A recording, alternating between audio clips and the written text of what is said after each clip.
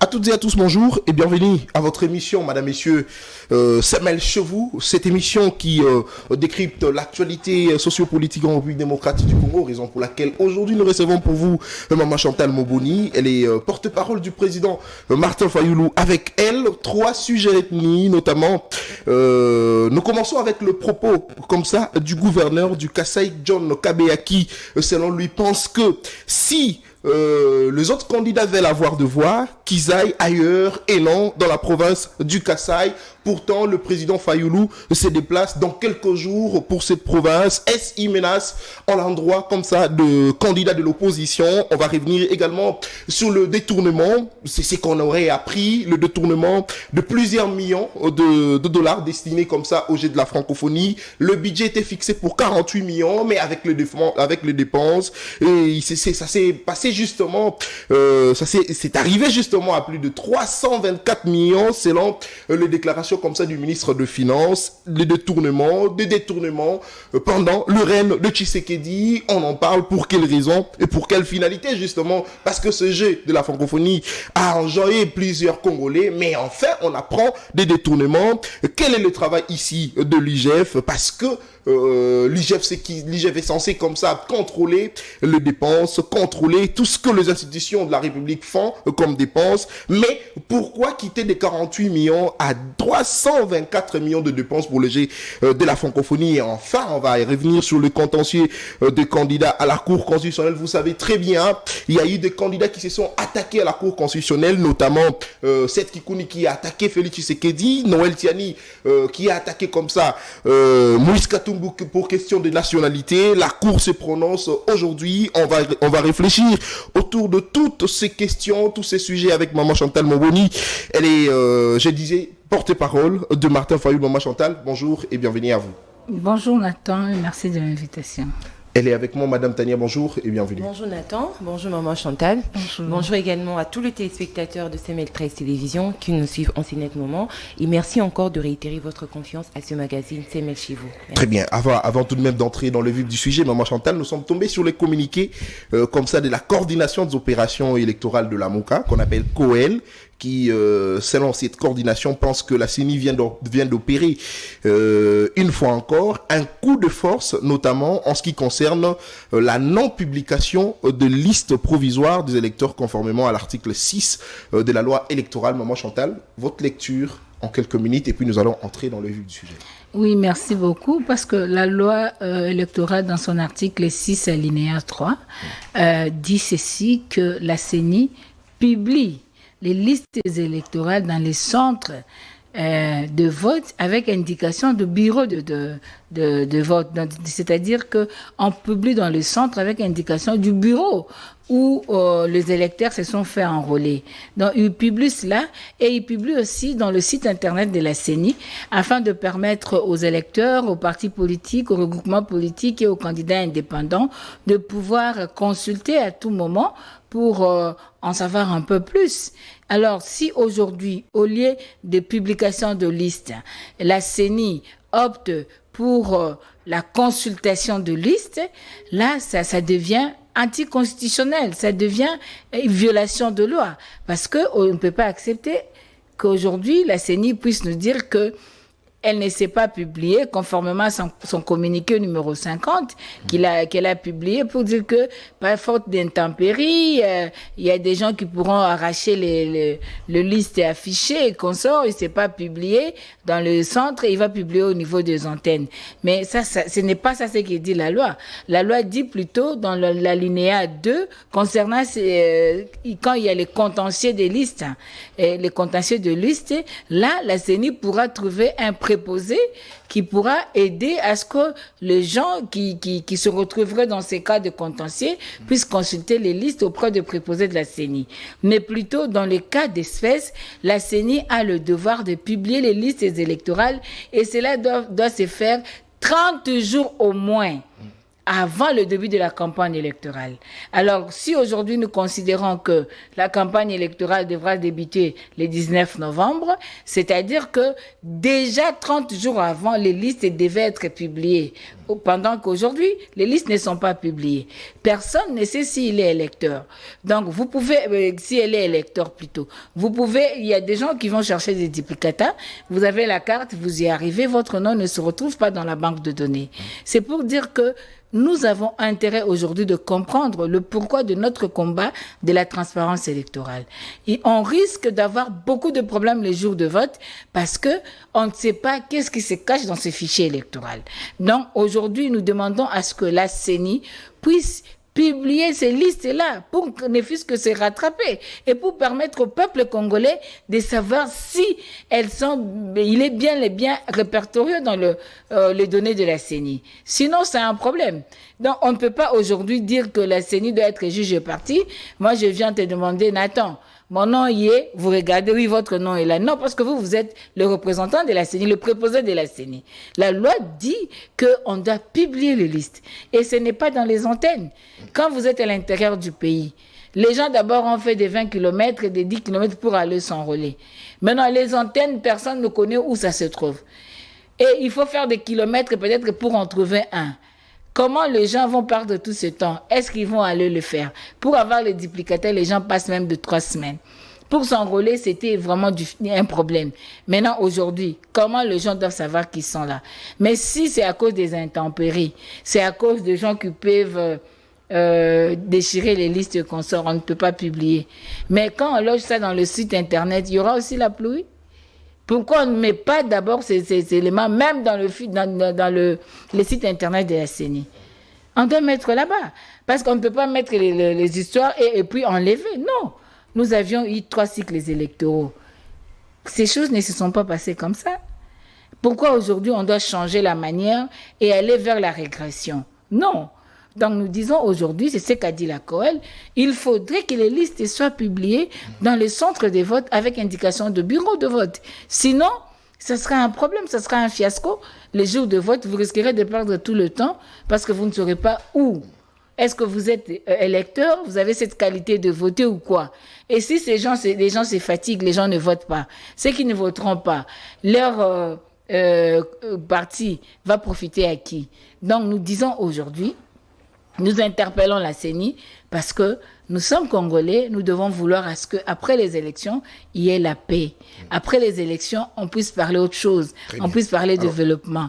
C'est pour cela que nous... Il y a eu un moment où le Congolais se sent plein de la qualité de la carte d'électeur. Il y a eu le nom qui s'est effacé de soi-même, la photo également.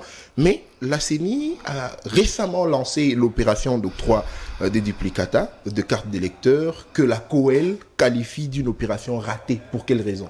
C'est une opération ratée parce que si on doit donner les duplicata conformément à la loi électorale, les duplicata se donnent quand il y a perte de la carte.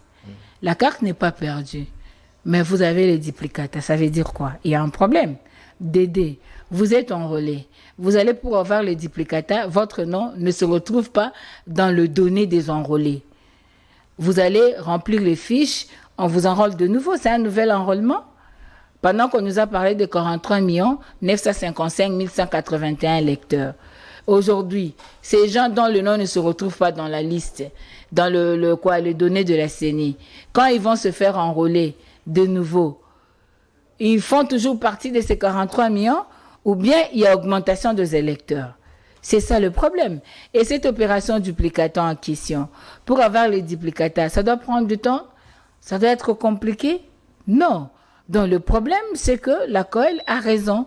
Quand on dit cela, c'est que aujourd'hui, c'est quelque chose que nous sommes en train de vivre.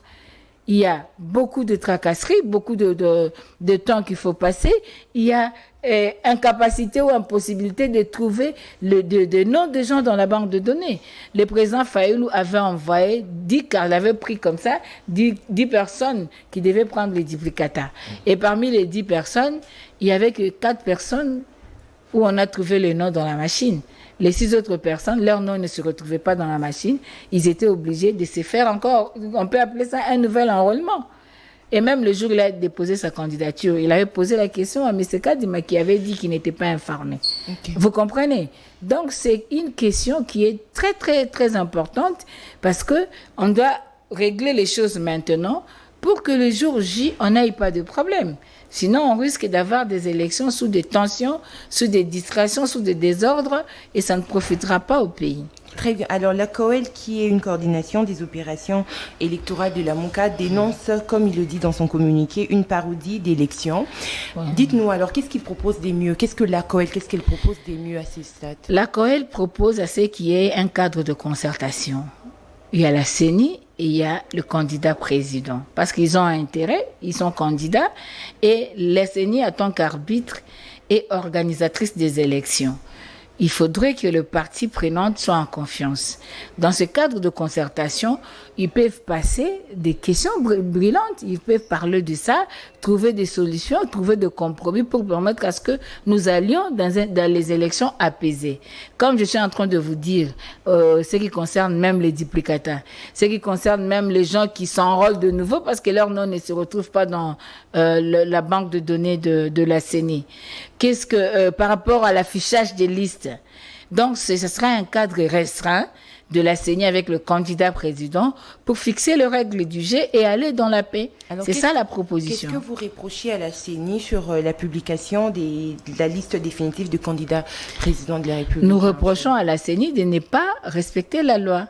La loi dit que la CENI publie les listes électorales dans les centres avec indication de bureau de vote, puis dans le site internet.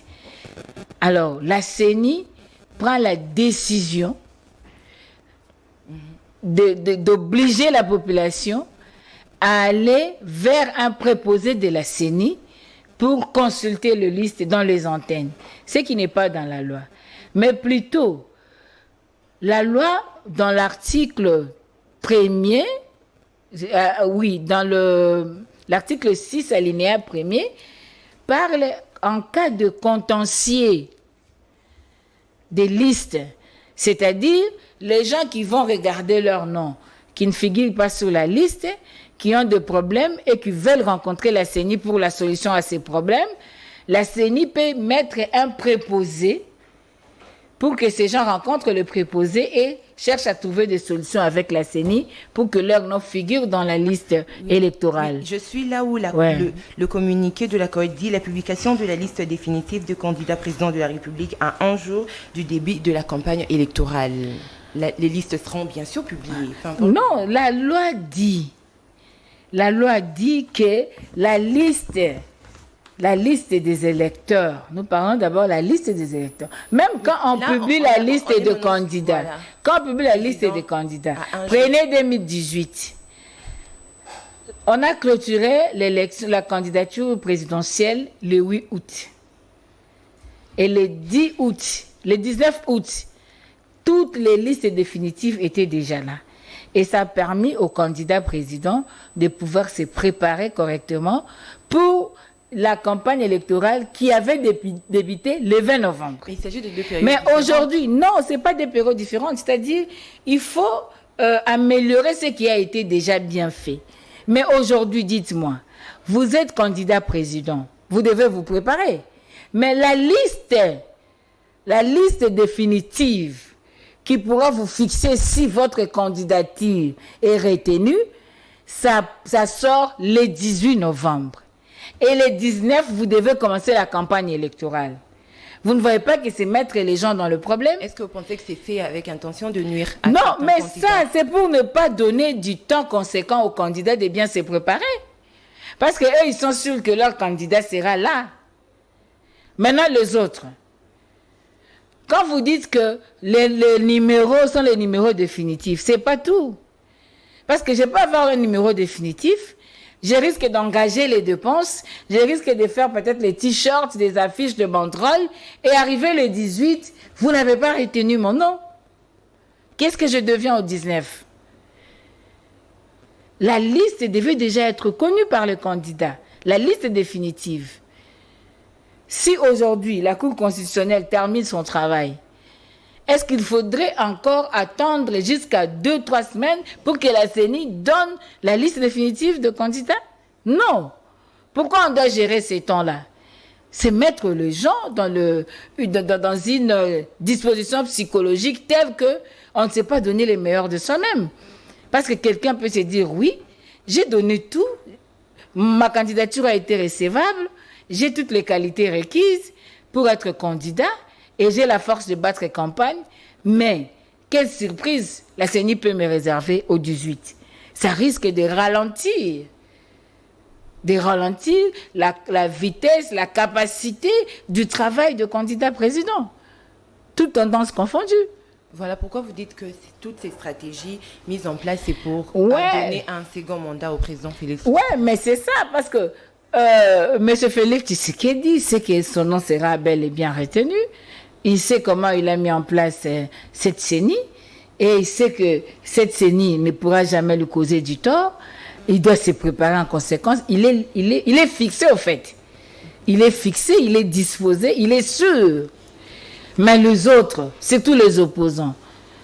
Les opposants ne sont pas sûrs parce qu'ils ne connaissent pas si définitivement ils sont retenus comme candidats. Mais pourquoi ne seraient-ils pas sûrs s'ils sont sûrs de leur dossier? Parce que nous vivons dans un pays où l'exception devient la règle. C'est pas une façon dans ces pays, la règle normale n'existe plus. C'est les exceptions maintenant qui deviennent des règles et la normale devient une exception. C'est pas une façon de se victimiser là. Non, pourquoi se victimiser? Non, vous savez, il n'y a rien qui puisse réussir sans préparation. Tout doit se préparer. Avant que tu fasses cette émission, je pense que tu t'es préparé. Donc tout se prépare. Le candidat, il sait que je serai candidat. J'ai déposé ma candidature. Ça a été recevable. Ça a été déclaré au niveau de la CENI. On attend que la Cour constitutionnelle, qui doit, disons, rendre sa sanction en dernière, puisse terminer. On attend que, si la Cour ne va pas m'appeler moi, la Cour va remettre la situation au niveau de la CENI, qui est l'organe attitré à organiser les élections. Maintenant, la CENI va me dire, il faut attendre, c'est seulement au 18 que je vais publier. C'est-à-dire quoi? Vous mettez les gens dans des situations telles que... Je peux te donner un exemple. Tu es un élève, un étudiant, tu as travaillé, tu as fait ton travail, tu as tout fait. Maintenant, vous attendez à ce qu'on puisse vous proclamer pour vous préparer à la collation de grades académiques. Et on vous dit qu'on vous proclame le 18. On vous dit si vous avez réussi, vous n'avez pas réussi pour faire ceci, cela. Ce n'est pas normal. Comment vous allez vous préparer? Parce que vous avez besoin d'une organisation logistique, d'une organisation matérielle, financière et surtout psychologique. Si votre psychologie n'est pas disposée de la manière telle que vous puissiez bien vous préparer pour affronter l'événement que vous voulez, donc ça risque de vous causer préjudice. Très bien, merci beaucoup, Maman Chantal Moboni. Alors, madame, monsieur, vous êtes sur CML 13 Télévision. Je rappelle que c'est le tout premier magazine numéro de la semaine de votre magazine CML chez vous. Nous sommes comme ça le lundi 30 octobre 2023. Maman Chantal Moboni, c'est elle, notre invitée. Elle est porte-parole du président Martin Fayulu Téné. Il dit, si vous voulez avoir de voix, partez dans une autre province. Celle-ci appartient à Félix Antoine Tshisekedi Tshilombo. Tels sont les propos du gouverneur du Kasaï, John Kabea. Et nous sommes revenus sur ces sujets certainement parce que le président Fayulu se déplace pour le Kasaï dans quelques jours. Maman Chantal Moboni, comment aviez-vous reçu ces messages comme ça du gouverneur du Kasaï? Merci beaucoup. C'est pas étonnant, mais seulement que ça confirme encore plus ce que nous avons toujours dit, que ce régime a divisé le peuple congolais. Ça, c'est du tribalisme. Pour nous, on a suivi et on attend à ce qu'il y ait une sanction exemplaire par rapport à ça. Comment vous pouvez comprendre qu'une personne qui exercerait la fonction d'un gouverneur, c'est-à-dire les représentants de l'État au niveau de la province, tiennent de tels propos par rapport aux Congolais. Et ces Congolais d'autres provinces, excepté la province sous sa tutelle. Vous trouvez ça normal? Ça, c'est une preuve éloquente du tribalisme. C'est de la séparation. Ça, c'est de la ségrégation. Je ne sais pas si je peux dire la ségrégation tribale ou quoi, si vous me permettez le terme. Dites-moi que ces gens-là, c'est-à-dire ces gens, donc tous ceux qui veulent aller battre campagne, là, tous les candidats qui voudraient battre campagne là-bas, ne peuvent pas y aller parce que le Kasaï n'est pas le Congo. Ne peuvent pas y aller parce que le peuple kassaïen sont pris en otage par une tribu. Ne peuvent pas y aller parce que le peuple kassaïen est pris en otage par un candidat. Ça, c'est du tribalisme et ça mérite une sanction exemplaire. Nous allons nous atteler là-dessus. Nous devons intenter même de procès parce que le Congo a besoin de toute sa population, d'une cohésion nationale, surtout pendant cette période. Bon, imaginez un peu. Si vous cherchez des voix, c'est-à-dire les voix de là sont destinées à une seule personne. C'est ça ce que ça veut dire. Et dites-moi, où est la liberté? Où est la souveraineté du peuple? La liberté du choix du peuple kassaïen. La liberté du choix, je parle bien de la province sous sa tutelle. La liberté du choix de ces peuples. Est-ce que la démocratie vit là-bas ou c'est de la dictature? Donc ça, c'est une preuve éloquente qui demande la destitution de ces messieurs. Il doit être destitué si les gens se respectent. Le peuple doit être pris en otage comme dans le marché de Tipo-Tipo. Nous sommes pendant la traite négrière. Pendant que la loi consacre la liberté de circulation de tout un chacun, comment lui veut priver les autres candidats de ne pas atterrir? Parce que là, nous sommes au niveau de candidat président. Oui. Parce qu'il a parlé de Félix Tshisekedi, qui est aussi candidat.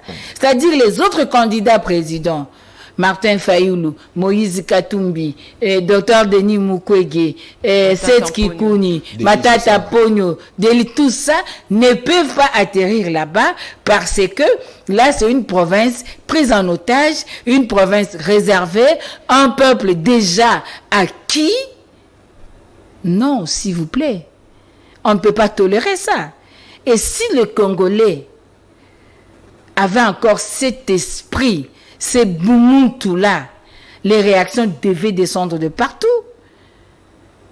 On ne peut pas tolérer ça. Les Kasaï, c'est le Congo. Les Kassaïens et Congolais. Nous sommes tous Congolais et nous avons droit et le devoir de vivre ensemble. Si jusqu'aujourd'hui le pays n'a pas été balkanisé, c'est parce que nous avions toujours développé ce vouloir de vivre ensemble. Mobutu a dit Tolingi, Zahir Liboke Moko. Martin Fayoulou a dit Congo Ekolo Moko. Nous sommes pour la cohésion nationale. Et à la veille des élections, on n'a pas besoin de créer des foyers de tension inutiles. Qu'est-ce que ça profiterait à ces messieurs si les Congolais se divisent? Qu'est-ce qu'ils gagneraient? Non, nous disons non. Et le commandant du peuple ira bel et bien au Kasaï. Et le peuple congolais du Kasaï va l'accueillir. Parce que le peuple congolais, le peuple kassaïen de la province sous tutelle de ces messieurs, a besoin aussi d'écouter différents sons de cloche, d'écouter différents candidats présidents et de faire librement son choix. Moi, je pense que si l'état de droit que nous a légué Papa Etienne Tshisekedi était réellement le cheval de bataille de ces régimes, ces messieurs devaient être destitués. J'interpelle l'Assemblée provinciale de sa province. Quel est son rôle? Parce que nous ne veut pas que certaines personnes puissent nous appeler pour dire Maman Chantal Bolo-Belabiso va député provincial Mbongote. Mais c'est ça, là où c'est maintenant qu'il faut travailler. Un gouverneur qui défie tout un peuple comme ça, un gouverneur qui veut diviser le Congo, un gouverneur qui pense que le Kasaï n'est pas le Congo, ça c'est quel... Je ne sais pas d'où vient cette motivation. Nous devons aujourd'hui dire à tout le peuple congolais de ne pas accepter ce genre de propos. Et j'interpelle mes compatriotes qui sont sur place dans la province où le monsieur est en train de diriger, de ne pas se laisser faire, de ne pas se laisser emporter, de ne pas accepter d'être sous la dictature. Un peuple se libère. Donc, aujourd'hui, je pense que c'est une preuve éloquente. Aujourd'hui, quand nous parlons du tribalisme, nous avions dit ici au début que ce n'était pas étonnant. Nous avons entendu notre frère Fachi dire aux États-Unis, juste au début de ce régime, qu'il y aurait des gens qui seraient tués à Kikwiti parce qu'ils étaient de sa communauté. Ce sont des propos que nous n'avons pas acceptés, que nous avons condamnés, que nous continuons à condamner. Nous avons entendu notre frère dire au Kassai que Machia Moumenu. Nous avons dit que non, ça ne peut pas être dit. Nous sommes Congolais, nous sommes ensemble et nous devons vivre ensemble dans la paix, dans l'harmonie. Quelles que soient nos divergences politiques, nous devons privilégier l'intérêt national. Donc, nous n'acceptons pas, et j'interpelle tous mes compatriotes et toutes mes compatriotes. J'ai entendu aussi l'une dire que pouvoir Nabiso, en citant leur tribu. Ce n'est pas ça. Nous n'aimons pas ça, nous ne voulons pas ça. Nous disons aujourd'hui que les élections, c'est une période et un moyen par lequel le peuple s'est choisi ses dirigeants. Donc, il faut laisser que le peuple exerce sa souveraineté conformément à l'article 5 de la Constitution. La souveraineté émane du peuple et ce peuple, qu'il soit Swahiliphone, Muluba, Mungala, Mukongo, Mundibu, tout, quelle que soit sa tribu, quelle que soit sa province, il doit exercer sa liberté en tant que peuple de choisir le dirigeant de son choix. Donc, ce sont des projets, des propos qui divisent le peuple, des propos qui créent des ségrégations, qui créent des divisions. Et nous interpellons même les bureaux conjoints des Nations Unies en matière de droits de l'homme. Nous interpellons même les ONG de droits de l'homme, des mouvements citoyens qui défendent les valeurs républicaines et citoyennes, de pouvoir mettre les yeux sur de tels propos. Et donc, face à de propos pareils, quelle attitude ou que doit être la position maintenant des opposants? Non, avant d'être opposant, on est Congolais. L'opposition, ça se situe par rapport aux opinions politiques. Oui, ce que nous disons, c'est que nous connaissons Mike Mukeba et où il a été reproché pourquoi? On a dit qu'il a tenu de propos à tendance tribale. Mais nous avons ici un bourgmestre, représentant de l'État dans la commune de Kalam, qui a tenu des propos tribalistes, des séparations. Qu'est-ce qu'on a fait à ces messieurs? Aujourd'hui, c'est un gouverneur, un représentant de l'État dans la province, qui dit aujourd'hui que aucun autre candidat, excepté les candidats originaires de cette province, ne peut se prévaloir des voix des Congolais de la province. Pendant que le choix est libre, c'est un droit constitutionnel. Pendant que nous sommes Congo et Kolomoko, pendant que nous devons, comme peuple, comme une nation, nous avons le droit de vivre ensemble, le devoir de vivre ensemble. Et quand des gens qui occupent des fonctions républicaines commencent à tenir de tels propos, c'est un danger pour la République. Ces messieurs-là, c'est un danger. Et le tribalisme, c'est un venin. Et nous, les opposants, nous disons qu'ils méritent une sanction exemplaire, que le procureur général de la République s'en saisisse, que tous ceux qui luttent pour le respect du Congolais, des droits de l'homme, du choix du peuple congolais, puissent mettre les yeux sur ce propos et chercher des sanctions exemplaires pour ce gouverneur. Est-ce que vous pensez que le fait pour le gouverneur de sortir ces propos, c'est une façon pour lui de faire peur l'opposition ou une façon déjà de les avertir au fait sur l'accueil qui leur seront réservés une fois là-bas? L'opposition n'aura pas peur de ces propos-là parce que l'opposition sait que le peuple congolais a porté un choix sur Martin Fayulu, que le peuple congolais aime bien son président. Je vais vous dire aujourd'hui que SID œuvre au niveau du Kassai. Et ça soit à Kananga, Chikapa, partout, et SID œuvre là-bas. Même s'ils sont en train de travailler sous des pressions impossibles. C'est-à-dire, il y a des compatriotes qui ont accepté d'être membres des SID. Il y en a d'autres qui sont peut-être membres de l'ensemble, membres de l'envol et consorts. C'est leur liberté. Non, pour nous, il n'y a pas question de tribu. Il n'y a pas question de tribu. Nous sommes Congolais. Nous devons avoir le civisme, la citoyenneté et l'amour de la patrie. Donc, nous, ici, on ne peut pas promouvoir des propos séparatistes. Moi, j'attends ici que ce régime, qui est toujours nié, que ce régime a favorisé la fissure du peuple congolais, puisse sanctionner de tels messieurs qui occupent des fonctions de l'État, mais qui agissent au nom du tribu. Alors, Maman Chantal Moboni, nous avons suivi le communiqué du CESA qui a demandé aux médias de ne pas relayer ces propos, ça c'est vrai, mais nous avons vraiment besoin que, comme vous l'avez dit, la justice se fasse, parce que le tribalisme doit être condamné. Mais je rappelle ici un fait, Maman Chantal, nous avions vu récemment le président du parti En Vol, le candidat président de la République, Délice Sanga, qui a été lapidé à Kananga. Kananga se trouve au Kasaï central, le Kasaï central dirigé comme ça par ce gouverneur, John Kabeya. Alors, Maman Chantal Moboni, aujourd'hui, le président Fayoulou se déplace pour le Kasaï. Est-ce ce qui était arrivé à Délice Sanga pourrait constituer pour vous un message pour que vous puissiez prendre de précautions? Question que le président Fayoulou ne soit pas également à son tour lapidé par la population de là. Le Kasaï, c'est le Congo. En 2015, nous avions fait une descente à Kasaï.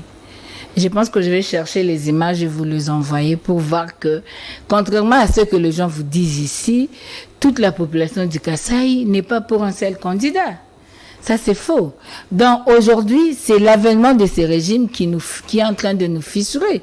Il y a même un pasteur qui était face aux gens, il a tenu des propos aussi, qui n'honorent pas au niveau du Kasaï. Mais nous ne sommes pas là-bas. Le Kasaï, c'est le Congo.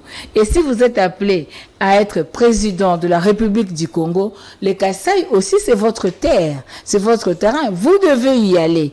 Si ils ont eu de réactions que nous n'avons pas appréciées contre le candidat Délice Sanga, donc aujourd'hui, c'était peut-être un moyen de faire peur à d'autres candidats pour dire que Délice Sanga, c'est un Kasaïen. Regardez comment on l'a fait. Et vous autres, si vous osez venir, si on va vous le faire. Mais nous demandons aujourd'hui que le monde entier braque les yeux sur Kananga. Le président Martin Fayoulou sera là, qu'on voit ce qu'on va lui faire.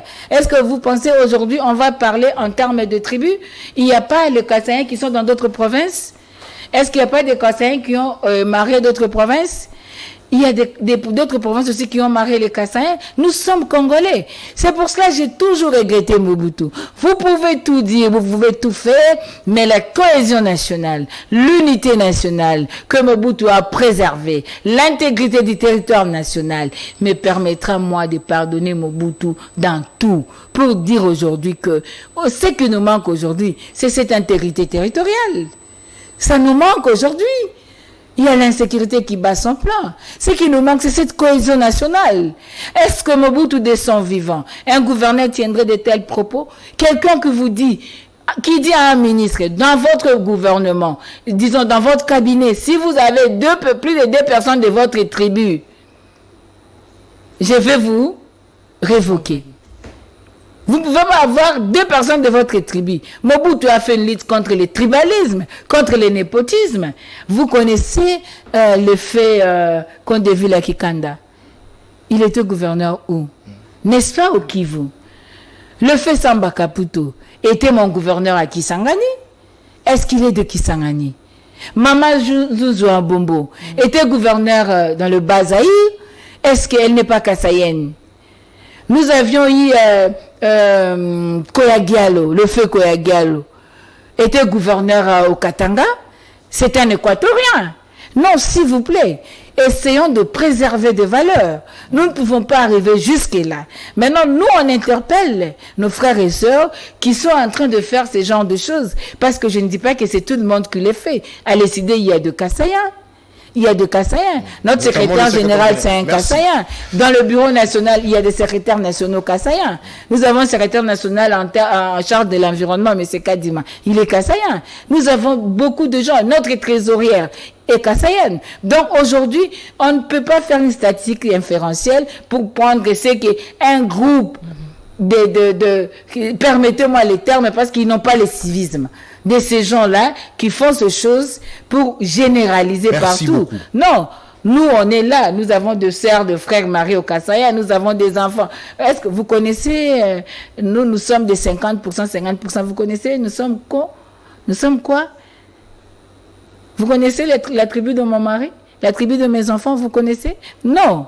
S'il vous plaît, nous, on ne peut pas travailler sur des fibres tribales pour s'attirer des faveurs électorales. Merci beaucoup. Nous travaillons en respectant la liberté des Congolais pour que le Congolais fasse son choix. Donc, il ira bel et bien au Kasaï et que le monde entier braque les yeux sur le Kasaï pour voir les traitements qui lui sera réservé. Merci beaucoup, Maman Chantal Moboni. Le tribalisme doit être condamné davantage. Nous passons à la seconde thématique. Nous parlons ici du G de la francophonie, le 9e G, dirigé comme ça par le directeur Isidore Kwanja, lui qu'on accuse d'avoir fait des dépenses énormes, comme ça par le ministre de Finances. Le budget était fixé pour 48 millions de dollars, mais en fin de compte, le ministre de Finances, Nicolas Kazadi, nous fait savoir que les dépenses sont allées jusqu'à 324 millions de dollars, pendant qu'il y a des urgences dans ces pays. Nous avions besoin que les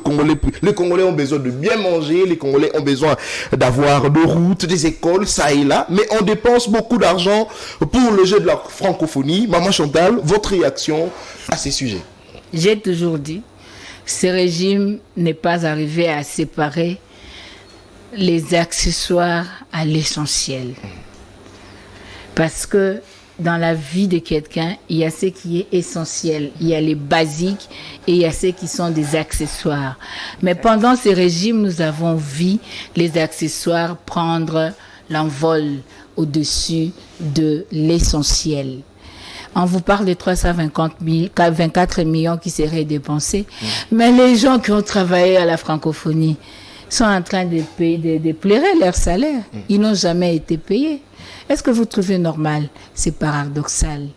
Aujourd'hui, nous avions dit qu'on a intérêt à privilégier la situation sécuritaire, les paniers de la ménagère, l'agriculture, l'économie.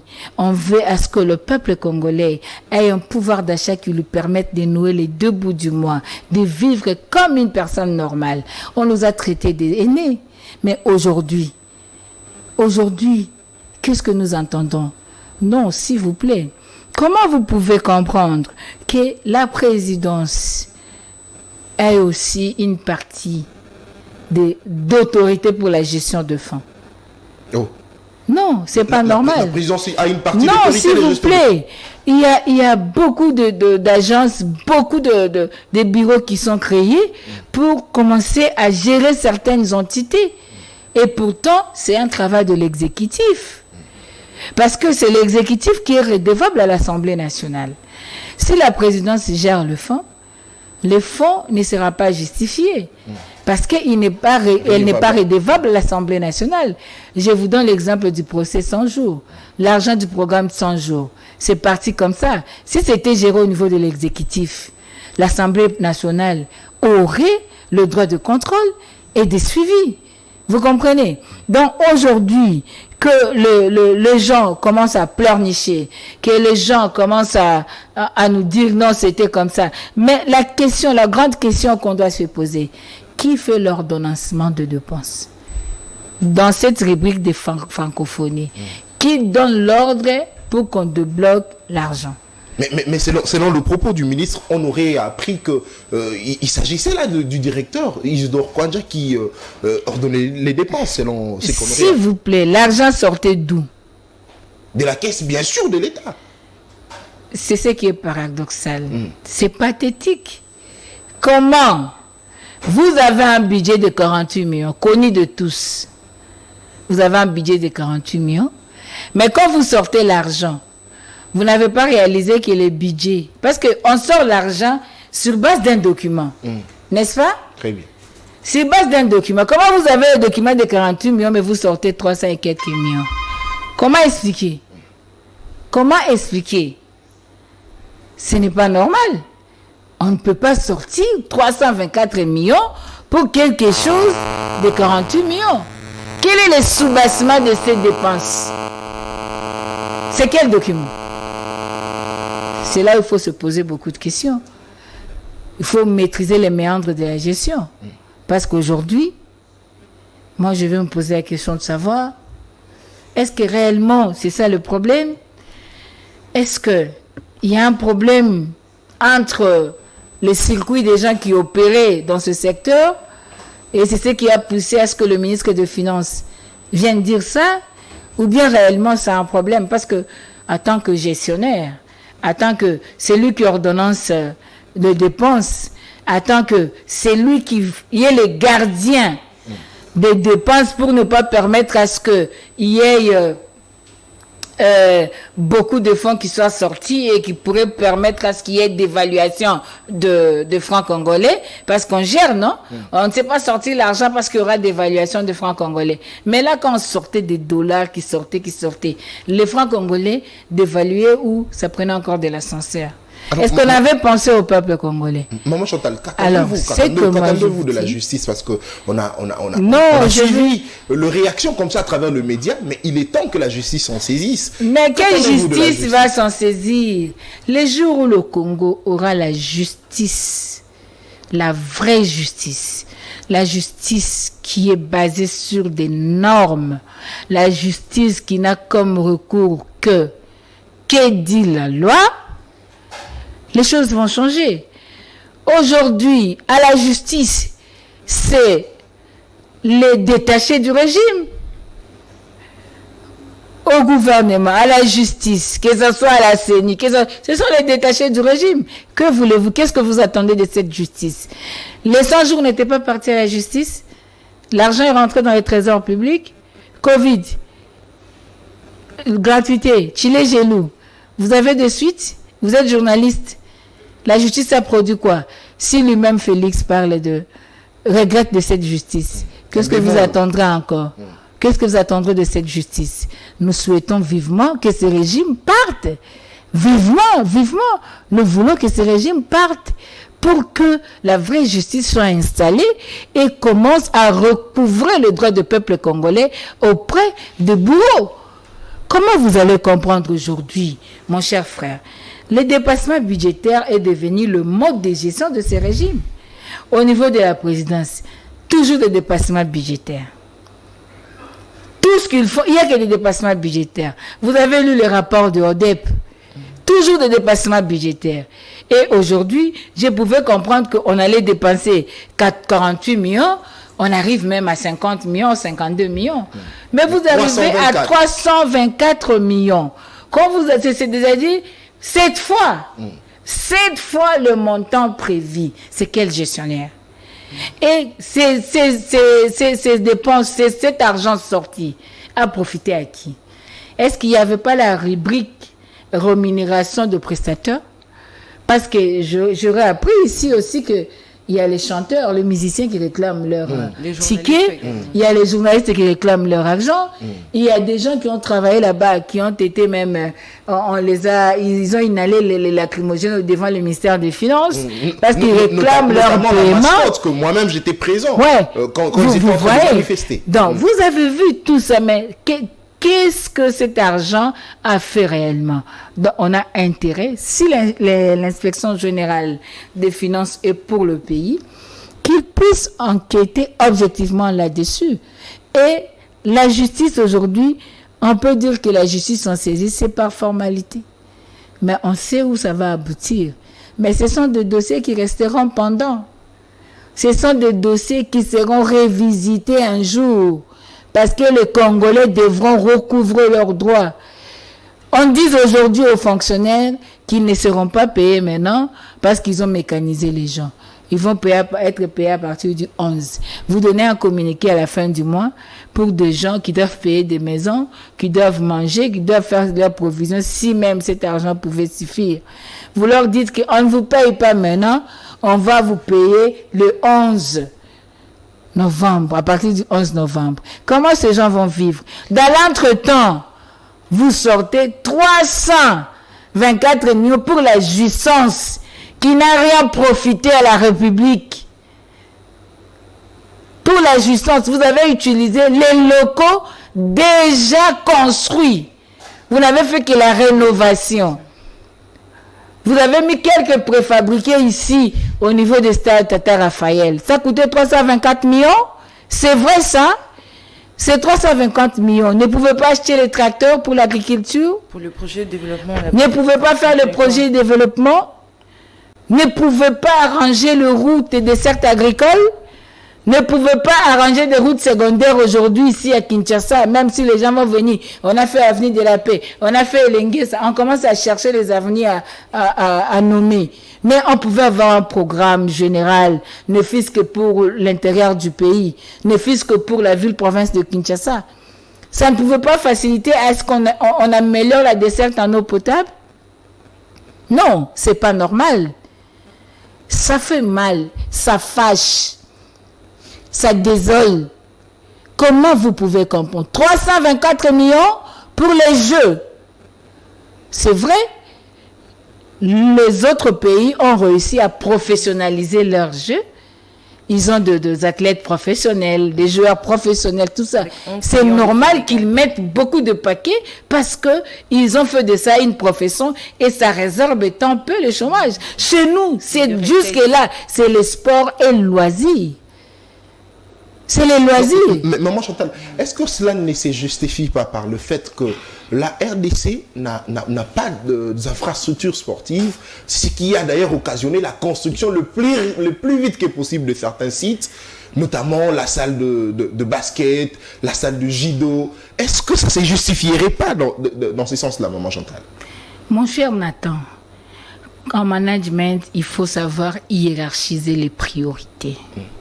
C'est vrai, on a besoin de la salle de basket. C'est vrai, on a besoin de la salle de judo. Mais la salle de basket, par rapport à l'agriculture, qu'est-ce qui est prioritaire? Nous avons 27 millions de malnutris. Et je vais vous scandaliser. Vous avez fait la salle de basket, salle de judo, consort. Est-ce que vous savez qu'on a formé les athlètes vite, parce qu'ils devaient participer aux Jeux de la francophonie? Mais comment vous allez prioriser les salles et vous ne voulez pas investir dans le personne, dans l'humain qui doit utiliser ces locaux? Ils sont dans quel état de santé? Ils ont quel salaire? Est-ce qu'ils ont de contrats? Est-ce qu'ils sont encadrés? Comment sont nos ligues aujourd'hui? Comment sont, je ne connais pas trop en matière sportive, peut-être vous connaissez mieux. Que ce soit les basketteurs, les boxeurs, quand les gens pleurnichent au niveau de la télé, je cherche que le gouvernement m'aide, je dois aller livrer un combat quelque part. Quand les léopards dames vont dans un pays où on le déloge de l'hôtel, quand tout ça, il n'y a aucune organisation du facteur humain, vous voulez seulement faire la salle de basket. Les basketteurs qui jouent dans votre pays, ils ont quel statut? Ils ont quel statut? Très bien. Moi, j'ai vu en Afrique de l'Ouest, les gens, quand vous prenez même les artistes de ma famille, de tout ici, les infrastructures sont mises à leur disposition par l'État. Ouais. Ils ont des numéros matricules de leur pays, ils sont payés le mois. Aujourd'hui, nos musiciens, nos danseurs, nos danseuses, ils ont des contrats? Est-ce que c'est une profession ou bien c'est un tremplin? Est-ce que l'État réussit à organiser ces secteurs? Comment on va vouloir avoir seulement le bâtiment de basket? C'est bien de l'avoir, mais c'est pas une priorité. Commencez d'abord à faire des écoles de foot, commencez à faire des écoles de basket, les écoles de handball, de tennis et consorts, donnez les infrastructures pour ces écoles, investissez dans le genre. Comme ça, quand vous avez des activités de haute portée, vous avez aussi intérêt à ce que les coupes restent chez vous. Très bien. Mais dites-moi, nous avons gagné combien? Nous avons certainement remporté, si je me mémoire, une trentaine de médailles. Non, excusez-moi. C'est énorme, maman Chantal. S'il vous plaît. Mon cher Nathan, ne blaguons pas. Je sais que les jeunes aiment bien le loisir. Mais il ne faut pas mettre le loisir au-dessus de basiques, au-dessus de fondamentaux. Moi, maman Chantal, je me bats pour le fondement de la nation. Merci. Et le fondement de la nation exige à ce que l'homme soit au centre de tout. Comment on peut avoir... On n'a pas d'avion dans ces pays. On n'a pas d'avion. 324 millions, ça pouvait acheter combien d'avions? On n'a pas une compagnie nationale qui ait des avions. La circulation des gens, tu sais combien de gens vivent de leur commerce intérieur Kinshasa? Ils sont bloqués. Vous trouvez normal que pour aller à l'Est, il faut passer par Kenya, Nairobi, Tanzanie, Dar es Salaam et consorts? C'est coûteux pour nous qui sommes de gagne petits. Très bien, merci beaucoup. Alors nous terminons cette émission comme ça avec la décision de la Cour constitutionnelle qui est attendue aujourd'hui, ce lundi. Vous savez, le candidat président de la République, Seth Kikuni, a attaqué Félix Tshisekedi à la Cour constitutionnelle. Selon lui, il pense que Félix Tshisekedi Tshilombo, président de la République, est différent de Félix Antoine Tshisekedi Tshilombo, raison pour laquelle il veut à ce que la candidature de Félix Tshisekedi soit comme ça rejetée par la Cour constitutionnelle. Aussi le candidat Noël Tiani, qui selon lui pense que Moïse Katumbi serait de nationalité italienne, il n'est pas congolais et il veut à ce que sa candidature puisse également être rejetée. On attend la décision de la Cour constitutionnelle. Aujourd'hui, c'est lundi. Maman Chantal, en quelques minutes, parce qu'on est à la fin de cette émission, vous donnez votre avis sur ces attaques comme ça à la Cour constitutionnelle, à la veille des élections, ces élections qui sont entachées justement de plusieurs revendications, notamment des opposants. Vous également, c'est vrai, vous êtes revenu à la course. Le FCC jusqu'à ce jour reste méfiant et ne veut pas participer aux élections. Est-ce que vous pensez qu'à ce stade, la Cour constitutionnelle doit se comporter de quelle manière pour régler ce conflit? Question d'aller aux élections en paix. Dans un pays normal, l'exercice démocratique devait se jouer librement, sans aucun favoritisme, ni aucune prétention de vouloir causer du tort aux gens qui réclament justice et aux gens qui pensent peut-être quelque part ils ont été trahis par rapport aux valeurs républicaines. Donc nous, on n'a pas de commentaires à faire. Nous sommes en train de tout faire pour qu'il y ait une vraie justice au Congo et que s'il y a des cas comme ça, que la justice joue son rôle en tant que justice. Nous ne voulons pas de justice inféodée et consorts, mais nous n'ignorons pas aussi que cette Cour constitutionnelle a été mise en place dans les conditions que vous n'ignorez pas et qu'aujourd'hui, si ce cours est arrivé à produire un arrêt faisant d'un député un électron libre, donc ça ne nous surprendrait pas si des décisions sont telles qu'elles pourront être, mais néanmoins, bon, les Congolais ont essayé d'exercer un droit constitutionnel, un droit républicain, un droit démocratique. Tout le monde peut être attaquable si quelqu'un sent qu'il est lésé ou si quelqu'un pense que ça fait une entorse à la loi. Et c'est quoi, on dit que l'institution a titré pour traiter de ces cas. On attend, mais on ne sera pas surpris.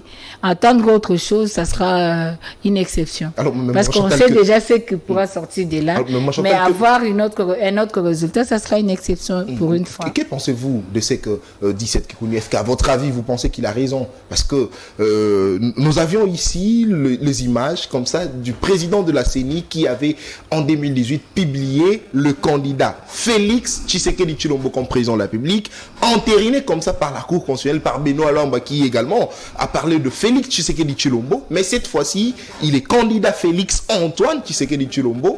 Mais est-ce que vous pensez que Seth Kikuni n'a-t-il pas raison de l'attaquer de cette manière? Et je ne veux pas tomber dans le juridisme. Je pense que c'est un dossier qui est géré par les avocats, dont Maître Nico Maïngele. Je pense qu'ils doivent faire leur travail. Et vraiment, j'évite les juridismes, mais moi, je suis dans le principe général, c'est-à-dire si un Congolais, sans qu'il y ait entorse à la loi, il doit recourir auprès de la Cour constitutionnelle, l'organisme ou l'institution chargée qui a pour mission de veiller à la constitutionnalité des choses. Donc moi, aujourd'hui, je n'ai pas d'avis à mettre là-dessus. Je ne voudrais pas tomber dans le juridisme, mais seulement quand vous allez peut-être dans une agence ou quelque part récupérer l'argent ou un passeport ou vous voulez voyager, quand on écrit Kianza Nathan et quand on écrit Nathan Kianza, est-ce que ça vous pose un problème? Vous avez déjà eu un problème comme ça, non? Mais ce sont deux personnes différentes. Merci. Alors, Maman Chantal, cette émission est terminée. Vous avez 1 minute pour la conclusion. Je rappelle au peuple kassaïen que nous sommes forts quand nous sommes ensemble. Le Congo a besoin de la cohésion nationale pour tout son peuple. Quand je dis peuple kassaïen, c'est pas, je prends pas la généralité, mais je m'adresse plus à nos compatriotes qui se retrouvent vers Chikapa, tout ça, dans les provinces où il y a l'autorité a fait des propos désobligeants que moi je trouve dangereux pour la nation, pour la cohésion nationale, de savoir que nous devons cultiver ce goût de vivre ensemble. Nous sommes Congolais et si en interne nous commençons à être fissurés, nous donnerons le lit aux agresseurs de pouvoir balkaniser les Congos. Nous avons intérêt de promouvoir l'unité nationale, de protéger l'unité nationale, de construire la cohésion nationale. Donc le président Martin Fayulu sera là dans les jours qui viennent et je sais qu'il est dans la terre de ses ancêtres et je sais qu'il sera face à ses compatriotes et il sera bien accueilli. Donc je voulais seulement dire au peuple congolais que nous avons intérêt aujourd'hui à privilégier l'intérêt national, à aimer le Congo et à penser congolais. Merci beaucoup, Maman Chantal, d'avoir répondu à toutes nos questions. C'est moi qui vous remercie. Et à Madame Tania, merci pour la co-présentation. Merci également pour ces moments. À vous qui nous avez suivis de partout à travers la République démocratique du Congo, merci de la confiance renouvelée à ces magazines, mais surtout à la chaîne de l'excellence et du professionnalisme SML 13 Télévision, parce que 324 millions pouvaient également aider à la SNEL de pouvoir nous rétablir les courants chaque jour, parce qu'on en a certainement besoin. On se retrouve demain pour le second numéro de votre magazine SML chez vous. D'ici là, portez-vous bien et bon début de semaine chez vous. Au revoir.